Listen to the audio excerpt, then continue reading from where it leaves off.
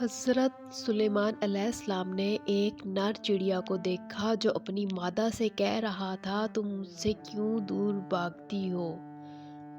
اور اگر میں چاہوں حضرت سلیمان علیہ السلام کے گنبد کو جونچ میں پکڑ کر دریا میں پھینک دوں۔ حضرت سلیمان یہ سن کر ہنسنے لگے اور دونوں کو بلا کر پوچھا، کیا تم میں اتنی طاقت ہے؟ تو نر چڑیا نے کہا کہ میرے پاس اتنی طاقت تو نہیں، لیکن میں نے اپنی بیوی کے سامنے اپنی بڑائی بیان کرنے کے لیے ایسے کہا ہے اور خود کو کمالات سے آراستہ کر کے پیش کروں،